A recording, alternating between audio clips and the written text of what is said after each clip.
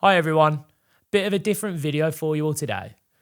All we want to talk about is what success means to us. And if you find any of it relatable or useful, let us know in the comments below because we're going on a journey of success and everybody's journey is different. So stick around and find out what success means to us.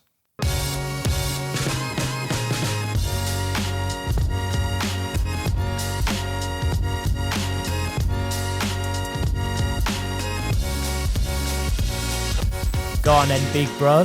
What does success mean to you? You know what? To me, it's been a long journey. It's been a long slog of a journey. You are old. You are old. 30 years of age now, and got my school bag and everything. So, but I'll go back to that and go back to school. And I was never the brightest at school. Never got great grades. So it's success at that point in my life was never really, I didn't really think about it as much. But to now, when we've joined the family business and we've got parents and, girlfriends and friends, you want to be able to prove yourself that you can do it. And I think that's been a massive drive for me, in that anything that I've done within my life, in personal life or the business, is I've just loved the journey of being able to say, you know what, like I've done it. And even going back to chores and things that, you remember when we used to have to sweep the drive and things like that. And Dad, he's like, sweep the drive, it's not good enough. And we'd both sort of take those points, and we weren't like, we were a bit like, fuck off, to be fair.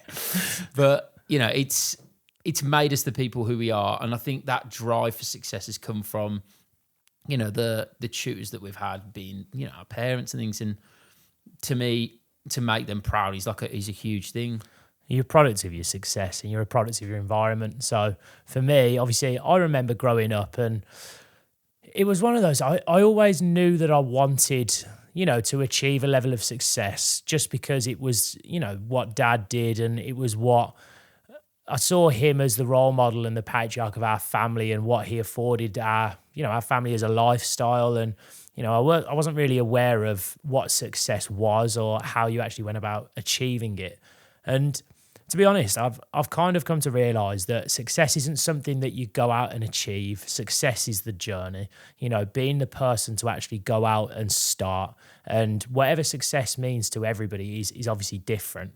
And for me, it was coming to the realization actually that it isn't about the pursuit of happiness, it's the happiness in the pursuit. And I think it was Theodore Roosevelt. It was a really cool saying that I saw. It was like an insight. He'd said something about it's better to be a man that enters the arena and ends up with his face marred in dust and blood and fail greatly, chasing for success, rather than being the person that never even gets into the arena or starts. And worst of all, being the person that points from the outside and, is an active detractor, or modern day hater, as we call them. Keyboard warrior. Keyboard warriors, yeah.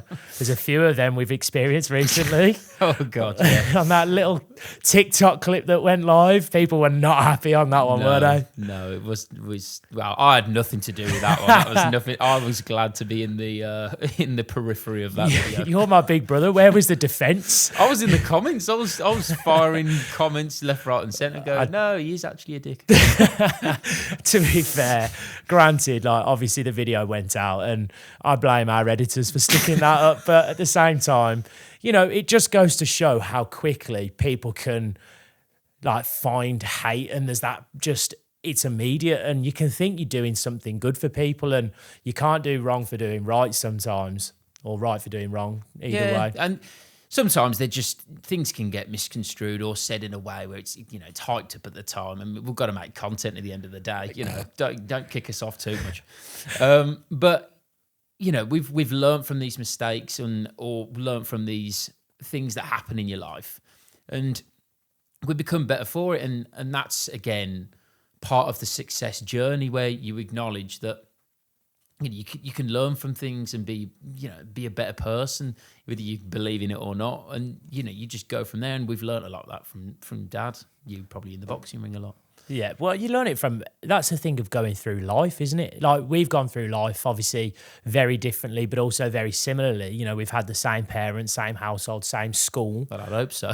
We, yeah, Parent front anyway. yeah, I mean, we've obviously, you know, we've gone through, you know, a very similar upbringing. We're both very different, but, you know, it just goes to show that sometimes, you know, you are your own sovereign individual. And I think there is a lot of that, you know, you are born, and I think there is like I don't want to say like a predisposed path to just, you know, you have a destiny and that's nothing you do in life is controlled by you. It's all predetermined. You know, I don't like to believe that, because then I think you kind of use it as an excuse for your failures, or you use it as an excuse when something goes wrong, rather than taking accountability. And there are so many times I've had to take account for things that I've got wrong. You know, I've just had a customer meeting about half an hour ago, just had 3 Germans on the phone making me seem like an idiot.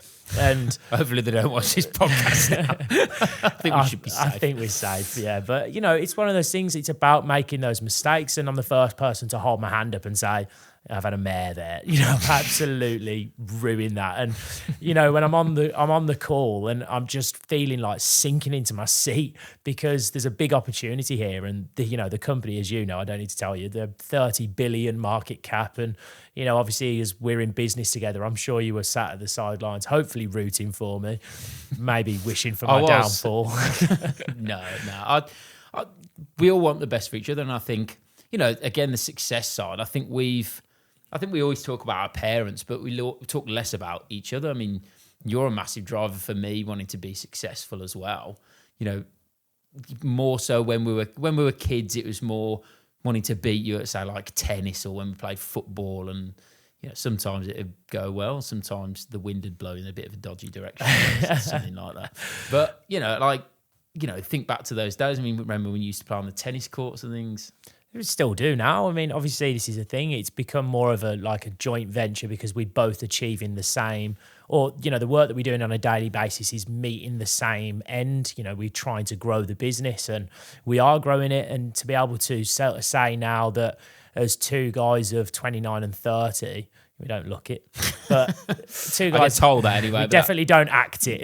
No, probably not. Sometimes we do, but, you know, certainly when it comes to business, you're a lot more professional than this. And, you know, when we can look back and sort of say at 29, 30, I think, you know, I can certainly say that I'm proud of you, and hopefully that feeling is sort of reciprocated. Yeah, no, I was going to make a joke, but yeah, no, it definitely is. Of course it is. And, you know, once we can sort of, as I said, it's about the pursuit of it's not about the pursuit of happiness. It's the happiness of the pursuit, and we're on that pursuit. You know, this journey that we're on now, it's a daily grind. There's shit happening every single day. You know, there's clients calling us up with problems. There's people having problems at work, or employees that are complaining about the video I just posted. Didn't go well. It's going to bite me in the arse for a while, that one. But at the same time, you know, I recognise that it's created an issue, and I can self-correct. And life is about taking account and self-correcting. And there's been so many times I've had to do that. You know, as a kid, you know, my life could have easily gone in a very different direction. You know, I felt quite invisible at school up to a certain point, leaving primary school and going into secondary school. So from the age of 11, 12, you know, I started to alienate myself. And I think every young lad sort of I was born in 1995. So the Xbox 360 had just come out. I think everybody remembers. PS2. And, well, yeah, before that. But the 360, running home, playing Call of Duty, jumping on FIFA, leaving school at 3:30. And I remember if I ran quick enough, I could catch the train at 4:20, and it was one stop. And I'd get home at like 4:45, and I'd load up COD, and I'd be playing all night. And, you know, so there's a potential for me to have stayed on that path and never would have achieved what I have now had I have self-corrected. And then the second point, you know, I think you'll remember this phase. I started to think that, you know, I got in, let's say, the wrong crowd, and started to think I was a bit of a bad man. Very tight T-shirts and things. I don't know where you're going with that, but no, it was, you know. Started the gym, tight T-shirts. No, I'm on about before that. I'm on about like sort of 15, 16, where I was like, you know, speaking to the wrong people, going out drinking, going out like just being just a bit of a twat, really. You know, you're going around sort of swearing at people, being loud, being obnoxious, cheeky, rude to people. And again, we talked about a video, in the last video that, you are the sum of the 5 people that you spend your time with. And very quickly, I started spending my time with the wrong people. And all of a sudden, you start getting into trouble and you start creating chaos around you because you're all feeding into each other, into this ridiculous notion that, who can do the worst thing or who's the most daring. And the lovely thing was, shout out Harry Bishop at the time, one of my best mates still to this day. He sort of came to me and said, if you don't sort yourself out, if you don't self-correct here, first of all, I don't want anything to do with you anymore. And then also, you are going to end up finding yourself either in jail or you're going to find yourself getting into trouble because you're pissing around and you're wasting your life with the wrong people. Did you say that, Harry? Yeah. Oh, I didn't know that. Shout out Harry Bishop, everyone. Play, Bish. I'll send this to you after. He'll love it.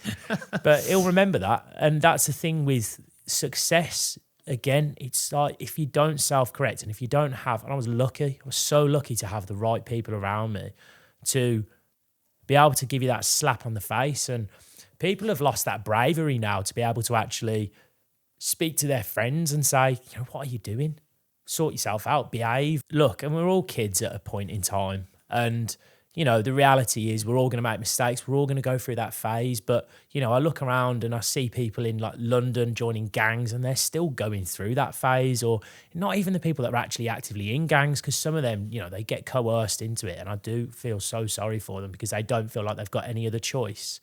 But the reality is, like I had you, I had a good friendship network, and, you can find yourself either going the right way or the wrong way. And you've just got to have that slap in the face sometimes to basically say, do you know what?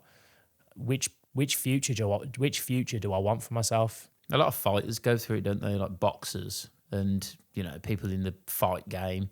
I think even McGregor's mentioned it before where he could have gone one or two ways. And I think finding the way that they've like honed on something that they can then be like laser focused on, so they don't have to, they can do it in the ring as opposed to in the street.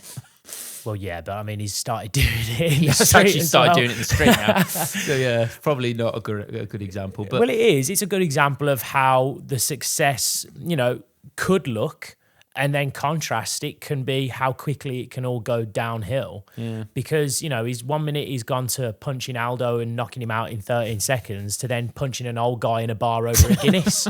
Why aren't you drinking forged Irish stout? Like, bosh. What? Just, again, it's this chaos that you can end up enveloping yourself in.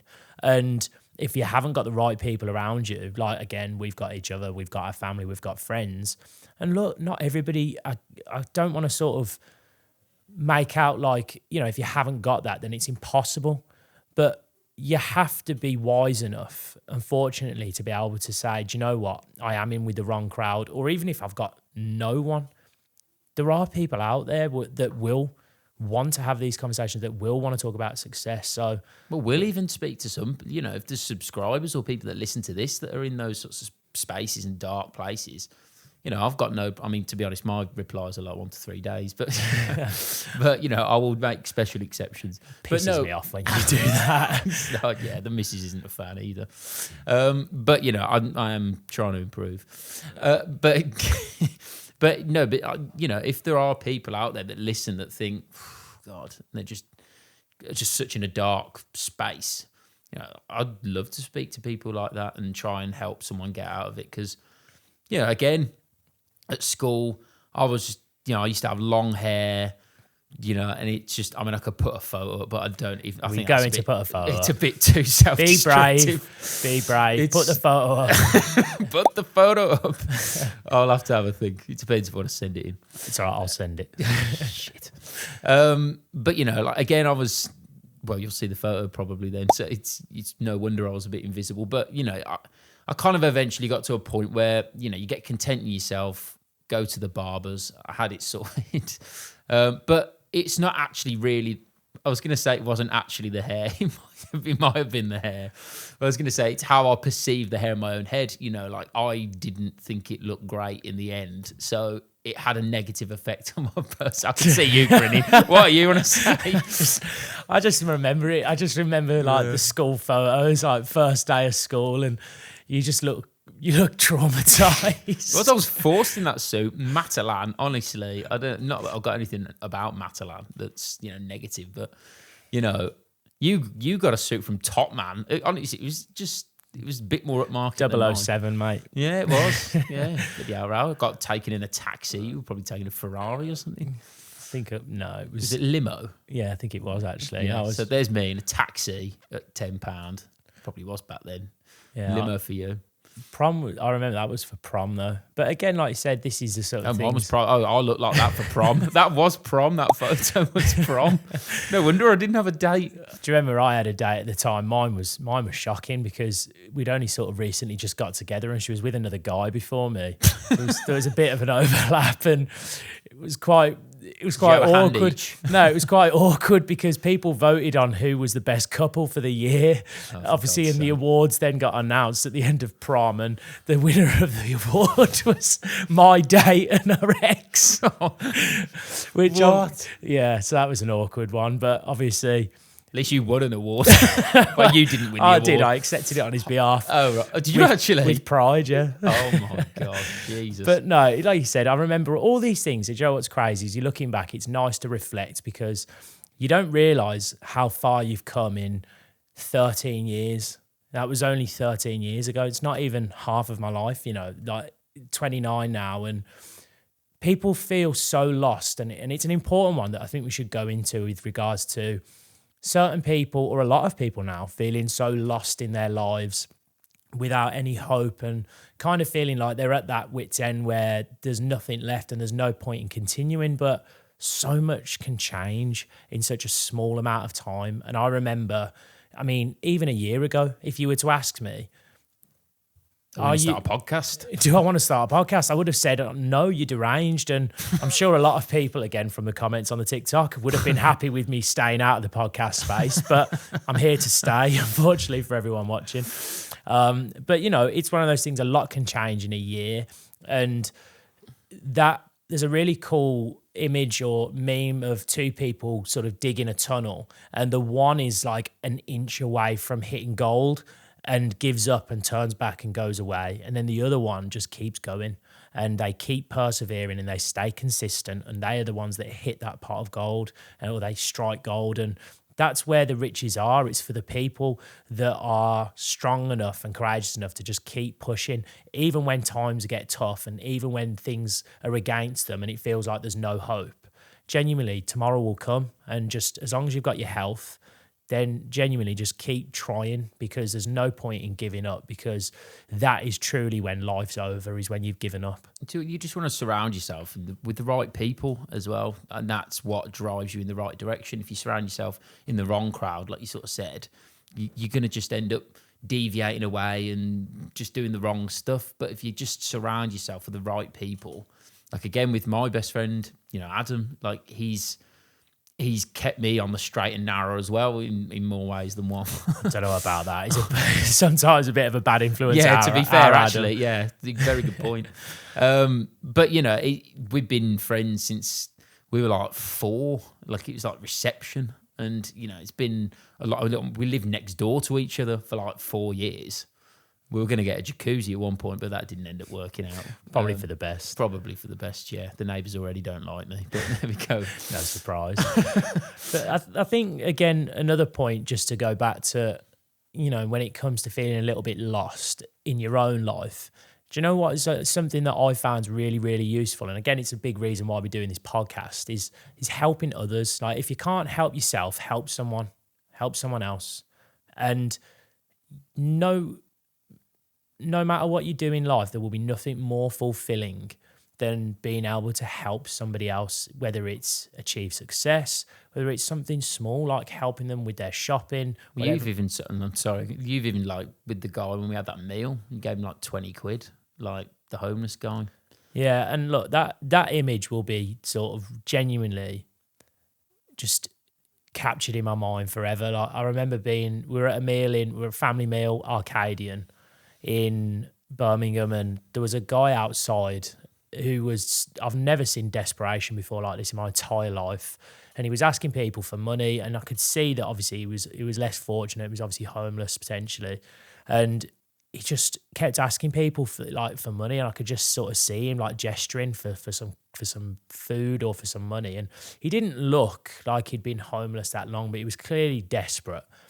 And each person that he went to, the desperation just became more and more. And it got to the point where genuinely he was almost on his knees in tears. And I had 20 quid in my pocket, and I went outside. I'd seen enough. My heart was absolutely just dying for this guy. And we were even sitting inside when you saw him. We weren't even outside. no, yeah, exactly. I saw him through the window, and I remember sort of thinking to myself, like, this guy is he's given up. Like, he is just, that's it. He's at his wit's end. And so I had 20 quid in my pocket, went outside, I gave him.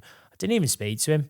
I didn't need to stick a camera in his face like everybody else does and sort of say, "Are you homeless, mate? Do you want some money?" Like, I wouldn't even have said it if you hadn't brought it up. But, I gave him this money, and I've never seen like just this look of relief. And this guy's face is like, he was burst into tears, and he just ended up, he kind of walked off and I didn't need anything from him. He just sort of said, I don't think he even said thank you. He just put his hands together and just like nodded his head, crying, and just wandered off.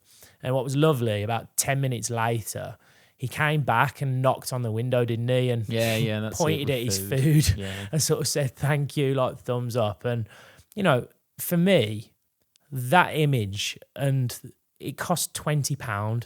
And for me, and it makes me sound selfish because I didn't do it to sort of help myself feel good, but that was probably one of the most rewarding. The fact I still remember it, 20 quid, not trying to sound like, I'm a millionaire, but it's nothing to me, but it was everything to him.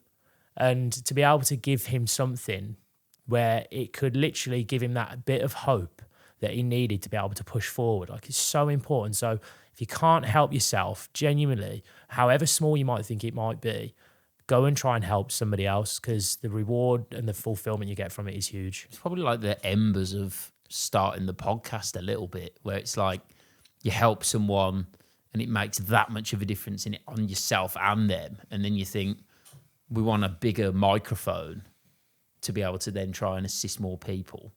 And it's kind of maybe a metaphorical microphone. A metaphorical microphone. I thought you meant like a bigger microphone. No, I don't think they do microphones that big. Try and shout to Australia with a giant megaphone. Love it. But it is, and well, I don't know, it might quite be insightful actually. That. Yeah, there you go. Well, I'll get one on order. We'll make one in China. There you go. But I've liked having a little chinwag about some of this stuff. It creates conversation, doesn't it? And this is the thing that people, certainly in this country, again, nobody's talking about it. Nobody's talking about success. Nobody's talking about their story, where they've come from, what they want in life. And people say there's that, all manifesting, and it's stupid. It doesn't exist. Trust me, manifesting is quite literally, and having a vision or a goal, whatever you want to call it, that is quite literally at the heart and center of any success story that you will ever see. Whether it's Elton John playing his piano, whether it's Ronaldo kicking a ball, whether it's Tiger Woods swinging a golf club, whatever Conor it McGregor is. beating people up on the street. McGregor beating people up on the street.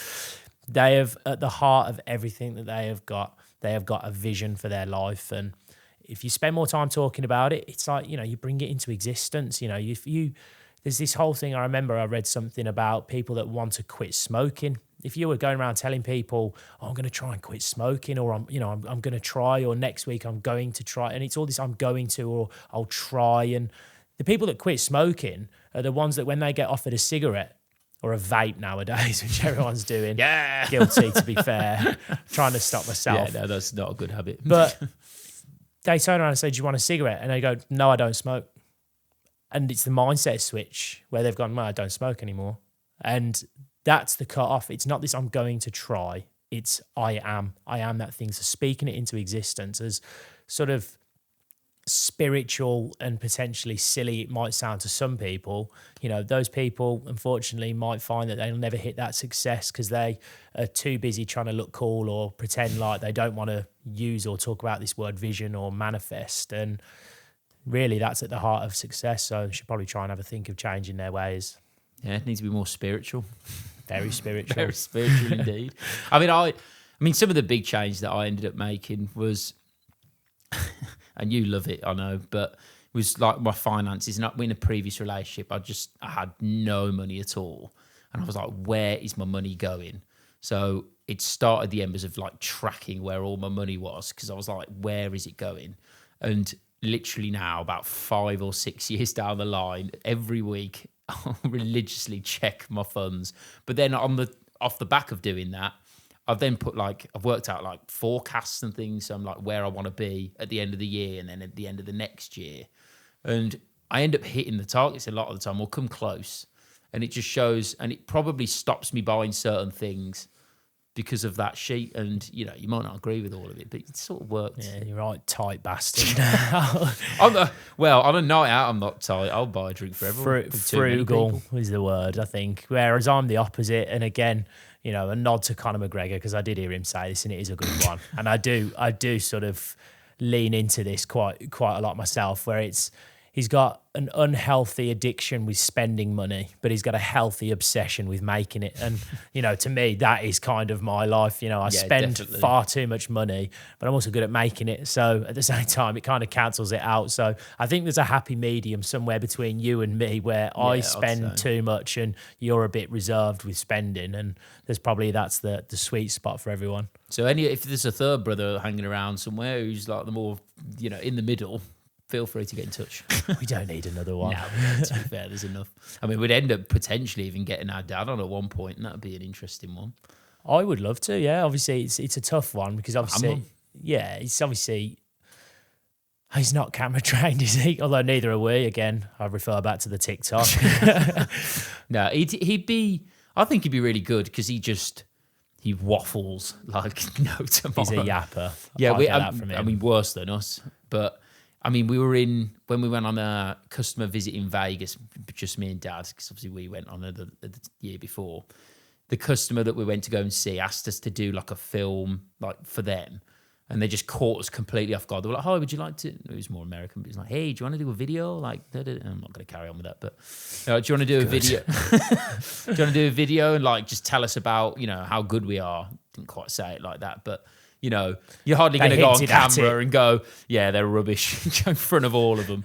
So, we were there like getting recorded by this woman, and like Dad was just going off for about 20 minutes. This woman's, I think she kept switching arms with the camera. So I think it was like that long. She couldn't even hold the camera up anymore. But, you need that in a podcast, someone who can at least talk. Well, you'd be a pretty bad podcast if we just sat here in silence, mumbling. Just like we could do sign language. Not that I know sign language. No, again, I have no interest in learning that, but we'd like to learn Spanish. I think that's another important one. But setting goals is a big one for success. As I said, so having a list and sort of thinking about what you want to go out and achieve in life. I've always been the type of person to. Try new things, and life's short. At the end of the day, how quickly life can come and go, and prioritizing your time is so important to, try new things, because you never know what you might be a master at. You might have a natural ability for something, and we've all got talents. We've all got so many skills that we discount. Because when people ask, what skills have you got or what are you good at, people immediately go to think about whether like sports or, dancing or football or gymnastics for girls or swimming and things like that. But people forget about what are you good at and say, well, I've got a good memory, or I'm a good communicator, or I'm honest. A good scent. I'm resourceful. A good scent. If you're a chef, you need a good nose. A good nose for these things. A good scent. You know what? We'll have it. We'll add it in. Gordon Ramsay, he's done well with his scent. He has. And his palette of taste. Yeah, taste it's buds. more taste in it. But no, I mean, it's a good point. We'll add it in. Probably lower down on the list of importance, but we'll add it in. My smell is amazing. But for me, look, again, these traits are things that people discount, and they don't think, being coordinated, being resourceful, being able to fit in with different people, and their traits, that having a good memory. And you can You use said those. that twice, so that's not very good. Did I? Yeah, did Right. you? Well, that's how important it is. But again, it's important to think like, what have you actually got naturally? And then if you're looking for success, lean into what you're actually good at, because people are finding that they're struggling to go, well, I don't know what to do. I don't know what to do with my time. I don't know what I want out of life. I don't know, what I'm good at. And they think against skills, I'm not good at English or I'm good at maths or science. It's like, they're not really important. That doesn't matter too much. It's more about, what do you enjoy? What do you hate? What are you good at? What are you naturally inclined to do? And then, find something that sort of ticks those boxes. So if you were to set up a chart, find all the things that you love, find all the things that bring you joy or fulfillment, things that you're good at, skills, again, whether you've got a good memory, throw it in a third time, whether you're good at communicating, whether you're transparent, whether you're resourceful, throw all them in. And then if you have got natural ability, whether you sing, dance, whether you can, I don't know. Swim, Michael Phelps. There you go. Anything like that. And then you'll start to list it all down. And trust me, you'll start to find a pattern between all of those things. And then you can narrow it down almost like by process of elimination. So you don't know what you want to do, but then you can rule out some of the things that you definitely don't want to do. And then you're left with things that you'd actually might like to try. And then that's what life's all about, is just starting, just doing something. And you never know what you might find. For me, I picked up piano during lockdown. I'm all right. I can play a few songs. Check out the Instagram. Play the guitar. Started that as a kid. Again, I'm all right. Check the Instagram. I can play the drums. Don't check the Instagram. Boxing, MMA, jiu-jitsu, Thai boxing. Started learning a bit of Spanish to help me get by when I'm abroad. I've picked up all these things, even DJing for a little bit. That was terrible. But it was one of those things that, look, if you don't know, if you don't try, then you might end up being, whether you're a DJ, you might end up being the next Avicii. But how do you know if you don't try? Yeah, and the thing that one of the massive ones is gamers, and shout out to the gamers. But I think I watched it on Joe Rogan, I'm sure it was, and he'd said that if you were a gamer and then ended up going to be a surgeon or something, you were like, I don't know what the percentage was, but I swear it was over 50% better with your hands or something. Again, you might know better than me, but it went into that, and I was thinking, bloody hell. I was like, good thing I did that gaming when I was younger. Yeah, it's about their sort of ability to, their hand-eye coordination is one, but their ability to maintain focus and attention on a task for a long period of time.